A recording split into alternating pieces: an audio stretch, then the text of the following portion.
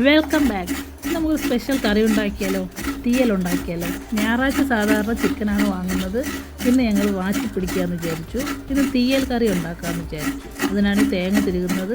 ചെറുതായിട്ട് തിരികെടുക്കണം, വലുതായാൽ മൂപ്പ് മാറിപ്പോകും തേങ്ങ തിരുകുന്നതിൻ്റെ. അതുകൊണ്ട് തേങ്ങയൊക്കെ എടുത്ത് ചെറിയുള്ളി, ഉലുവ, വലിയ ജീരകം, കരിവേപ്പില, ഇഞ്ചി, അത് ഇൻഗ്രീഡിയൻസുകളാണ് കേട്ടോ. ഇത് ചേർക്കാനുള്ള സാധനങ്ങളാണ്. ഇതെല്ലാം എടുക്കാം. അത് കഴിഞ്ഞ് ചട്ടി വെച്ച് ചൂടാകുമ്പോൾ വെളിച്ചെണ്ണ നന്നായിട്ട് ഒഴിച്ചു കൊടുക്കണം. ചൂടാകുമ്പോഴത്തേക്ക് ഈ ചേരുവകളെല്ലാം അതിൽ ചേർത്ത് നന്നായിട്ട് ഇങ്ങനെ വറുത്തെടുക്കാം. ചെറിയ തീയിൽ വേണം വറുത്തെടുക്കാൻ, ഇല്ലെങ്കിൽ കരിഞ്ഞു പോകും, കറിക്ക് ടേസ്റ്റ് ഉണ്ടാവില്ല. നന്നായിട്ട് തീ കുറച്ച് വെച്ച് ഇളക്കിയെടുക്കാം. ചെറിയൊരു ബ്രൗൺ കളറായി വരുന്നുണ്ട്. നന്നായി ബ്രൗൺ കളറായിട്ടുണ്ട്. അപ്പോഴത്തേക്കും നമുക്കിതിലേക്ക് ചേരുവകളൊക്കെ ചേർത്ത് കൊടുക്കാം. നന്നായിട്ട് തീ കുറച്ച് ഇളക്കണം, ഇല്ലെങ്കിൽ കരിഞ്ഞു പോകും, കറിക്ക് ടേസ്റ്റ് ഉണ്ടാകത്തില്ല. നല്ല രസമല്ലേ, നല്ല മണം കേട്ടോ ഇത്. നന്നായിട്ട് ഇങ്ങനെ മൂത്ത് വന്നിട്ടുണ്ട്. ചെറിയ ഉള്ളിയൊക്കെ നന്നായിട്ട് മൂത്തിട്ടുണ്ട്, കരിവേപ്പില ഒക്കെ നന്നായിട്ട് മൂത്തിട്ടുണ്ട്, ഇഞ്ചി ഒക്കെ അതിലിട്ടെല്ലാം നന്നായിട്ട് മൂത്ത് വന്നിട്ടുണ്ട്. അപ്പോഴത്തേക്കും നമുക്ക് അതിലേക്ക് മഞ്ഞൾപ്പൊടി, മുളക് പൊടി, രണ്ട് തരം ഞാൻ രണ്ട് തരം മുളക് പൊടി ഉപയോഗിക്കുന്നുണ്ട്. കാശ്മീരി സാധാ മുളക് പൊടി ഉപയോഗിക്കുന്നുണ്ട്. എരി കുറച്ച് ഇട്ടാൽ മതി. കുരുമുളക് പൊടി ഇടുന്നത് നല്ലതാണ്, പക്ഷെ ഞാൻ ഉപയോഗിച്ചിട്ടില്ല. നന്നായിട്ട് തീ ഓഫ് ചെയ്തിട്ട് ഇളക്കാം. നന്നായിട്ട് ഇളക്കി മിക്സാക്കി ഓഫ് ചെയ്ത് കുറച്ച് നേരം മാറ്റി വെക്കാം. തണുത്തിട്ട് നമുക്ക് മിക്സിയിലേക്ക് അടിക്കാം. മാറ്റി വെച്ചിട്ടുണ്ട്.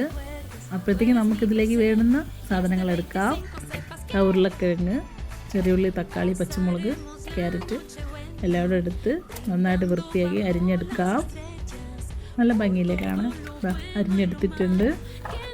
ക്യാരറ്റ്, ഉരുളക്കിഴങ്ങ്, ചെറുതുള്ളി ഒന്നും ചെയ്യണ്ട കേട്ടോ, ഇങ്ങനെ തന്നെ ഇട്ടാൽ മതി. നല്ല രസത്തിന് കാണാൻ പച്ചക്കറിയൊക്കെ. എന്നിട്ട് ചട്ടി വെച്ച് ചൂടാവുമ്പോൾ വെളിച്ചെണ്ണ ഒഴിക്കാം. വെളിച്ചെണ്ണ ഒഴിച്ച് കടുകിട്ട് അതിലേക്ക് കരിവേപ്പിലയും ഒരു 2-3 വറ്റൽമുളകും കൂടി ഇട്ട് പൊട്ടിച്ചെടുക്കാം.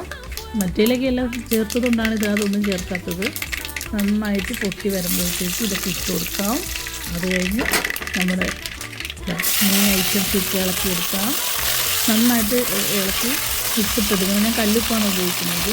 കല്ലുപ്പൊക്കെ ഇട്ട് ഇളക്കി 2-3 മിനിറ്റ്, ഒരു 5 മിനിറ്റ് അടച്ച് വെച്ച് ആവിയിൽ വേവിക്കണം. ആവിയിൽ വേവിച്ചിട്ട് നല്ലൊരു ടേസ്റ്റ് ഉണ്ടാവും. ഇത് അരിച്ചെടുത്ത അരപ്പുണ്ടോ, നല്ല രസമല്ലേ, നല്ല മണം ഉണ്ടായിരുന്നു. ആവിയിൽ വെച്ചിപ്പോൾ കുറച്ച് വെന്തിട്ടുണ്ട്.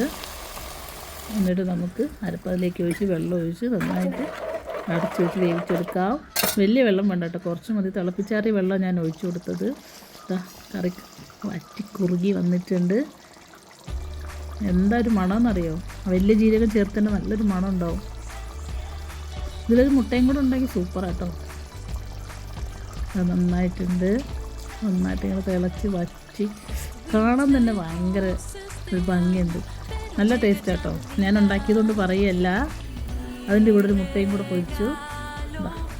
ഇതിന് തിരിച്ചിടുന്നത് എങ്ങനെയാണെന്ന് എനിക്കറിയില്ല, അത് ഞാൻ കാണിക്കുന്നില്ല. ചോറെടുത്തു, അതിലേക്ക് കറി കോരി വയ്ക്കുന്നുണ്ടോ. നല്ല കുറുകി വറ്റിയ കറി, നല്ലൊരു മണമുണ്ട്. ഒരു മുട്ടയുടെ കഷ്ണം കൂടെ വെക്കാം. എന്നിട്ട് നമുക്ക് കഴിച്ച് നോക്കാം എങ്ങനെയുണ്ടെന്ന്.